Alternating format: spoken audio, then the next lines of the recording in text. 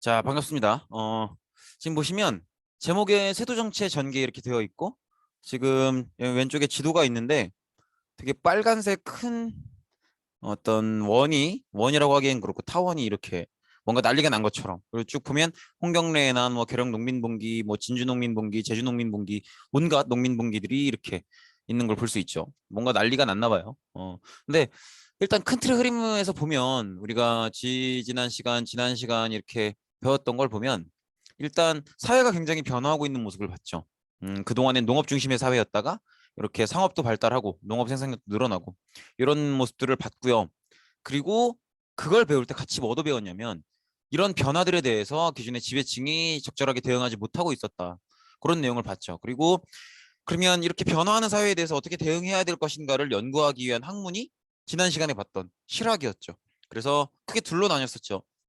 중농학파 그리고 중상학파 이렇게 둘로 나뉘는 걸 봤고요. 중농학파는 농업을 중시하는 사람들이었죠. 그래서 균전론을 주장했던 유형원 그리고 또 뭐 한전론을 주장했던 이익 그다음에 여전론을 주장했었던 정약용을 봤고요. 중상학파에서는 직업의 평등을 주장했었던 유수원 그다음에 문벌제도의 폐지 뭐 이런 것들 그리고 중화주의를 비판했었던 홍대용을 봤고요. 그다음에 뭐 수레와 선박을 이용한 유통의 발전을 주장했었던 박지원 그다음에 소비를 늘릴 걸 주장했었던 박재가 이런 사람들을 봤지만 이런 사람들의 공통점이자 문제점은 뭐였어요? 여러 가지 주장을 했지만 그게 현실 정책에 반영되기가 어려웠다는 거였죠. 그러면 이 얘기는 사람들이 사회가 변화하고 있고 이 변화에 어떻게 대응해야 될 것인가를 사람들이 연구해서 주장하고 있지만 실제 정책에 반영은 안 돼요. 그럼 실제 정책은 현실 사회의 변화에 대응하지 못하고 있다는 얘기죠. 뭔가 문제점이 생기고 있다는 얘기죠. 사회는 변화하는데 그리고 이 변화에 어떻게 대응해야 된다고 연구해서 주장도 하고 있는데 반영은 안 되고 있다. 그럼 정책은 변화에 대응하지 못하고 있다. 뭔가 문제가 생기고 있다라는 거죠. 기억하실 거예요. 그리고 세도 정치 이렇게 오랜만에 정치 얘기가 나왔는데 그동안의 정치의 변화를 보면 어땠어요? 일단은 서인과 남인이 함께 공존하는 서로 협의하는 그런 정치를 하다가 관계가 좀 많이 안 좋아진 게 예속 논쟁이었죠. 그래서 기억하실 거예요. 효종과 효종의 비가 죽었을 때 이제 효종의 어머니 조대비가 어느 정도의 기간을 상복을 입어야 되는가를 놓고 서인과 남인이 갈등을 했었죠. 그러다가 이제 결과적으로 이긴 건 동인이었죠.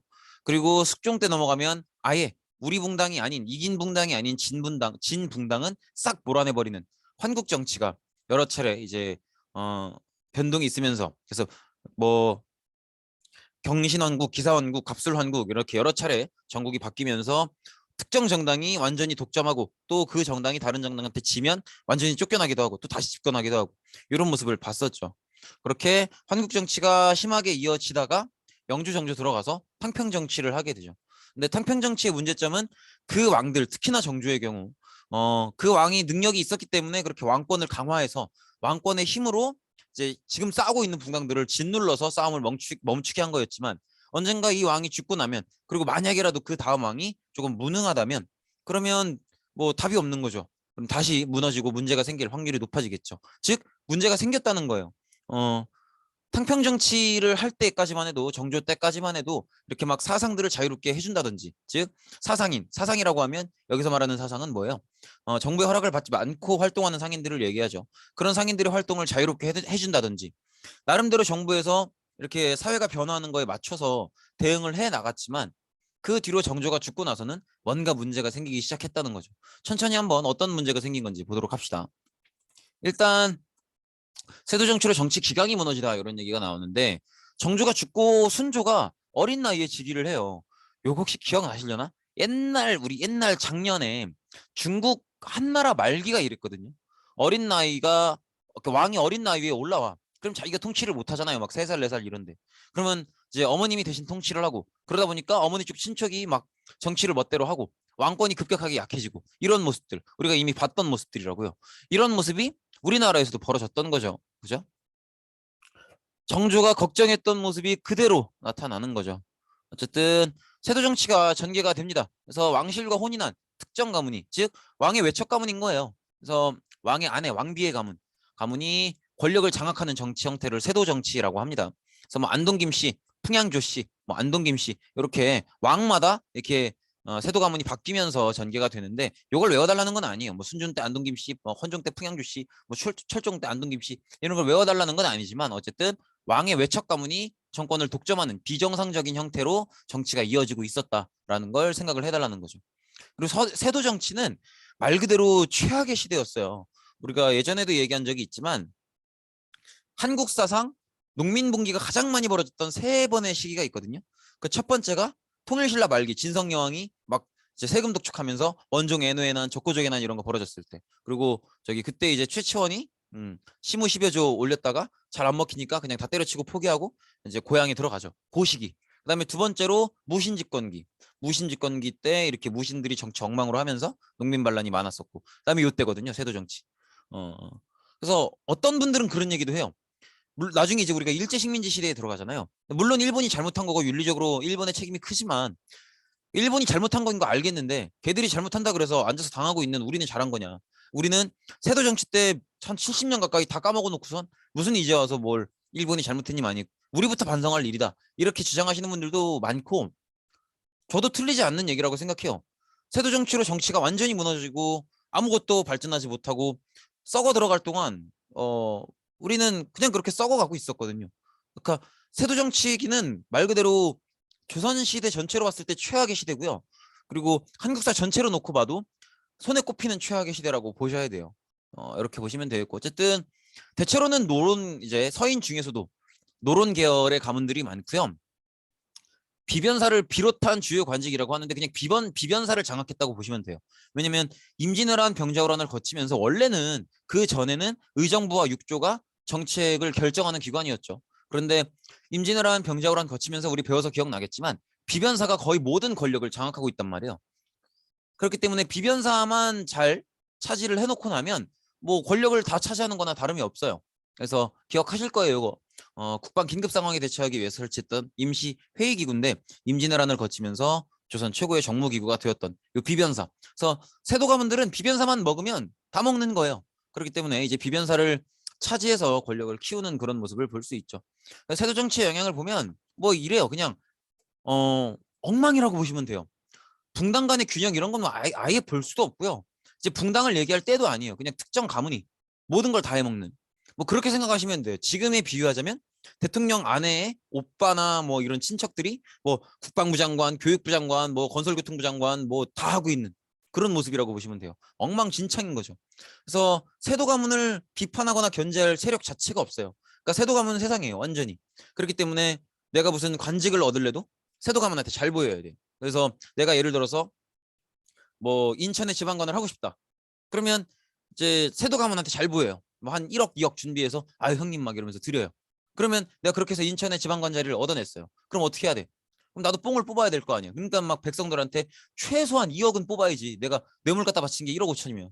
그래야 될 거 아니에요. 그러다 보니까 농민들한테 뜯어먹고 막 이런 게 엄청 심해지고. 그리고 이제 뭐 눈에 뵈는 것도 없는 거예요. 일반 백성한테 뜯는 건 당연한 거고.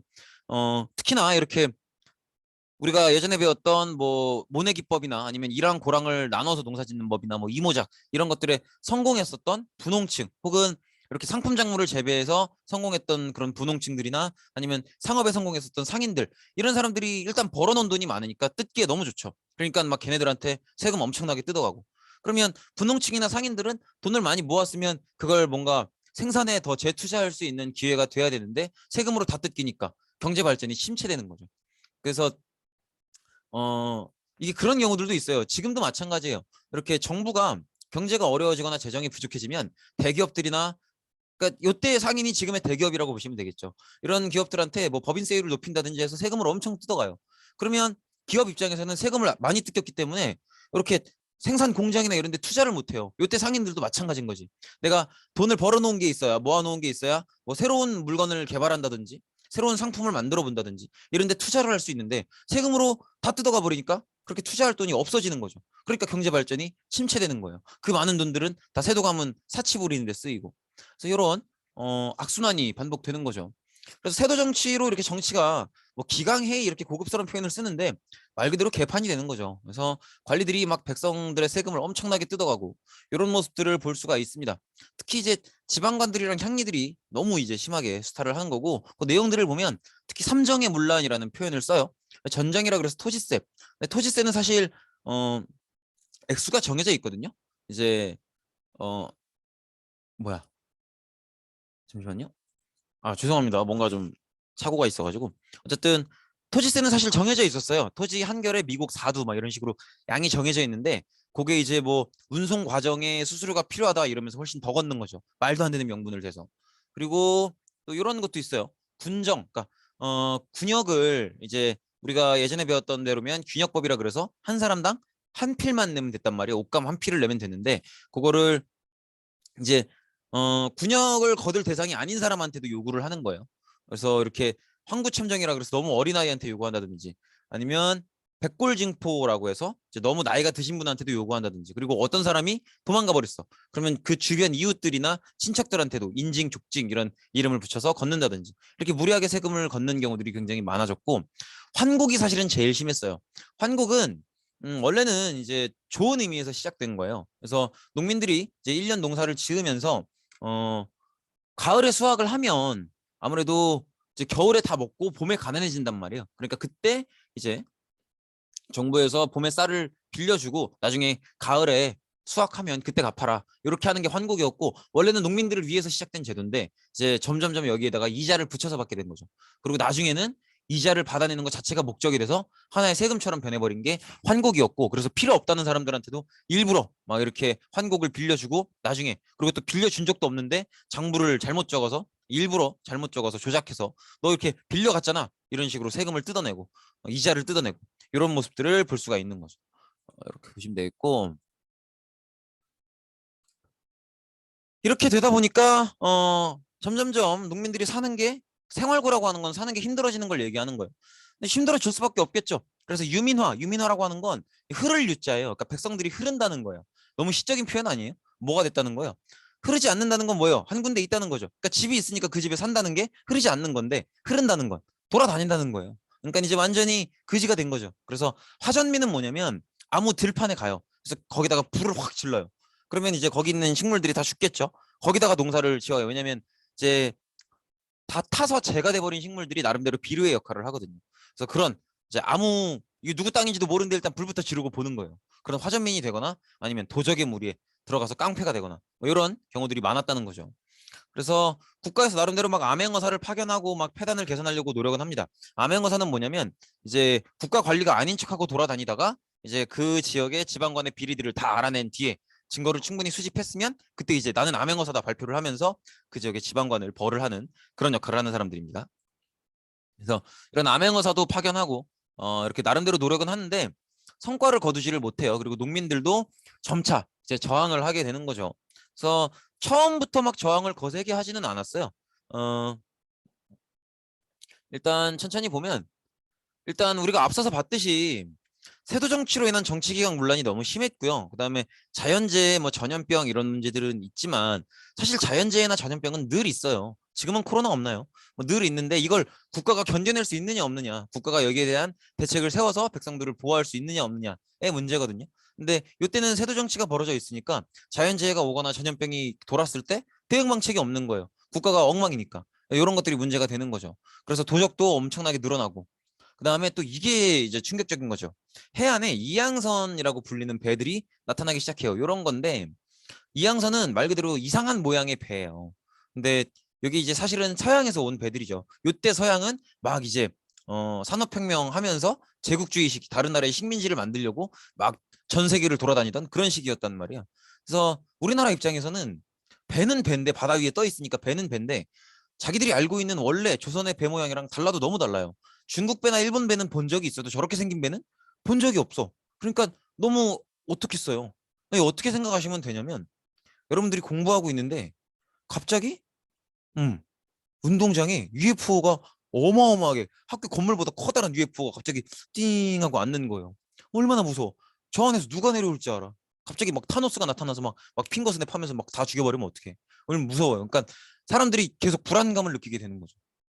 그래서 안 그래도 지금 먹고 사는 게 너무 힘든데 돈 막 나도 먹고 사는 게 힘든데 뭐 길거리만 나가면 도처에 깡패고 뭐 옆집 아저씨 전염병 걸려서 죽었다 그러고 정치는 개판이고 이러고 있는데 바닷가 나가 보면 막 처음 보던 배가 이렇게 둥둥 떠 있고 막 가끔 막 대포 쏘고 엄청나게 불안한 거죠. 그럼 사람들이 불안해지면 뭘 찾게 돼요?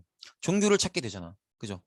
그래서 점점점 요상한 종교들이 나타나기 시작합니다. 그래서 미륵불, 뭐 세상의 종말, 왕조의 교체, 막 이런 예언의 말들이 유행을 하게 돼요. 특히나 미륵불은 여러 부처님들 중에서도 미래 부처거든요. 그래서 미래에 나타나서 미래 어느 날 나타나서 세상을 엄청 다 뒤집어 엎고 좋은 세상을 만들어준다라고 하는 게 미륵불인데, 이런 세상들 막 이런 얘기들이 돌고 도는 거예요. 그리고 또 백성들 사이에서 정감록 같은 예언서가 유행을 해요. 정감록이라는 게 뭐냐면 여기 정감록 이렇게 써 있는데 조선을 건국한 사람은 이성계죠.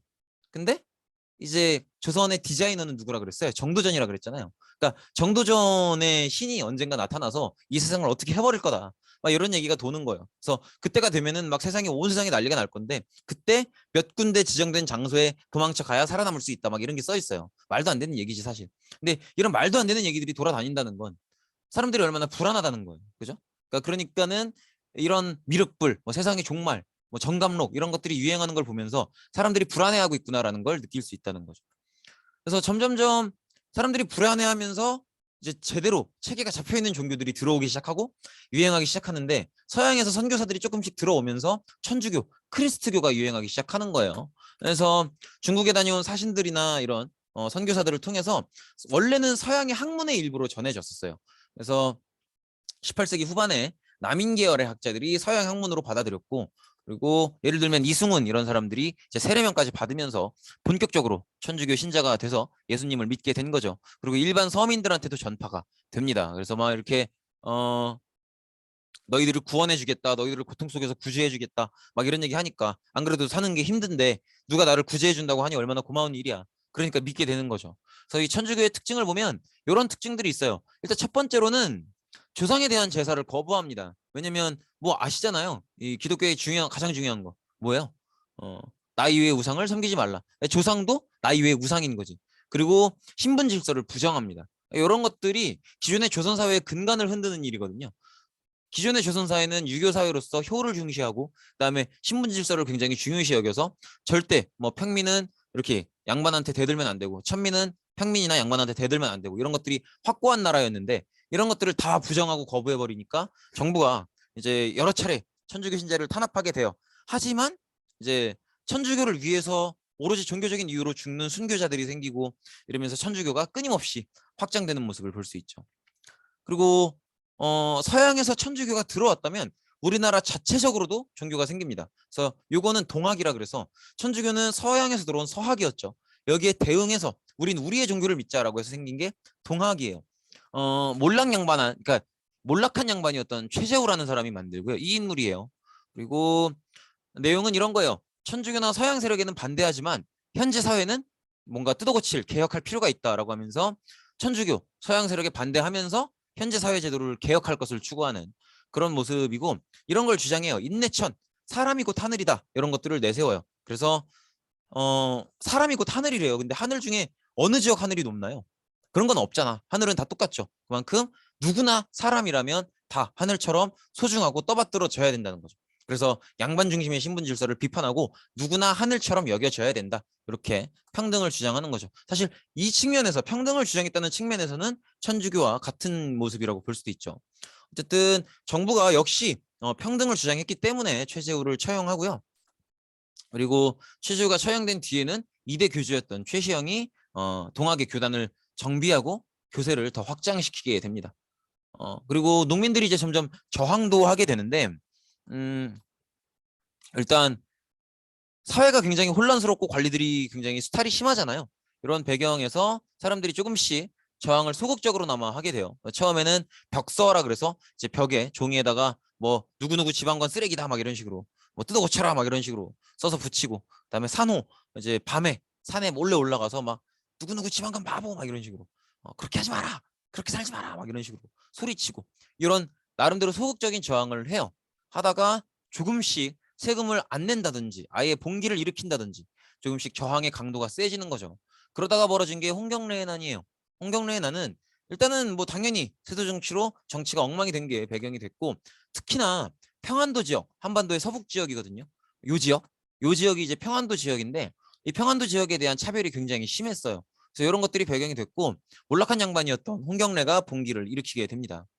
그래서 이 분기에 농민, 뭐 중소상공인이라고 하면 엄청나게 성공한 사람은 아니지만 어쨌든 이제 상업이나 수공업 쪽에 일을 하시는 분들, 그다음에 광산 노동자 이런 다양한 계층의 사람들이 참여하게 되고요. 그래서 평안도 가산에서 시작해서 청천강 이북을 장악할 정도로 규모가 커집니다. 어쨌든 뭐 규모가 커졌다는 거를 기억하시면 되겠고, 그리고 정주성 싸움에서 관군한테 패하면서 진압은 됩니다.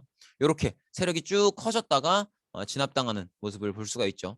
요 정주성에서 이렇게 진압이 되는 거죠.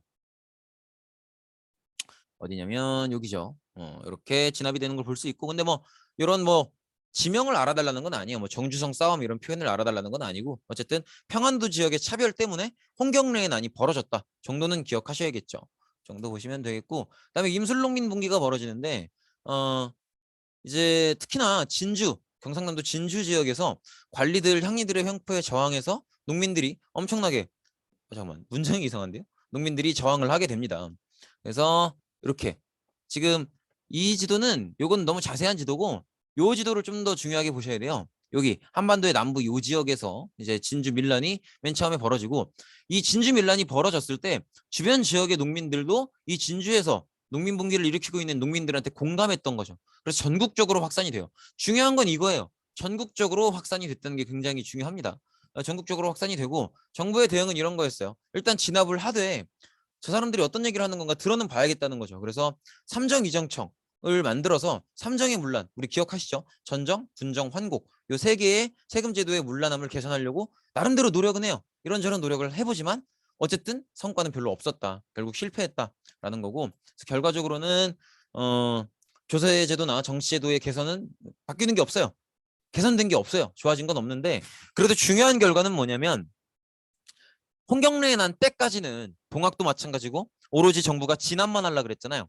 근데 임술농민 분기 때는 진주로부터 시작해서 전국적으로 농민 분기가 벌어지니까 이렇게 관청을 삼정이정청이라는 걸 따로 만들어서 기존의 삼정이라는 세금제도의 문제를 고쳐보려고 노력이라도 해봤단 말이에요. 그러니까 여기서 농민들이 뭘 느끼냐면, 결과적으로 바뀐 건 없지만 우리가 이렇게 큰 목소리 내니까 정부도 나름대로 들어줘 보려고 노력은 하는구나, 우리가 변화를 이끌어낼 수 있겠구나, 이런 생각을 하게 돼요. 이 생각을 했다는 게 중요한 거예요. 그래서 농민의 의식이 성장하는 그런 모습을 보이게 됩니다. 이 정도 보시면 되겠고, 어쨌든 이런 식으로 평안도 북부 지역에서 홍경래의 난이 벌어지고, 그다음에 진주 이 지역 왜 이렇게 크게 동그라미를 쳤냐면, 농민분기가 시작된 건 진주지만 그 바깥에 계령, 뭐 제주 포함해서 지금 이렇게 보시면 요 빨간 요거 풍선이라 그래야 되니? 요거 있는 지역 있죠. 요게 다 농민분기가 벌어진 지역이에요. 그러니까 남한 거의 전체라고 볼 수 있죠. 이렇게 진주에서 시작돼서 거의 전국적으로 농민분기가 벌어졌기 때문에 어, 굉장히 혼란한 시대였다, 이렇게 보시면 되겠죠. 이렇게 보시면 되겠고, 이렇게 해서 우리 1학기의 수업은 끝을 내도록 하겠습니다. 네, 고생 많으셨습니다. 이번 시간은 여기까지입니다.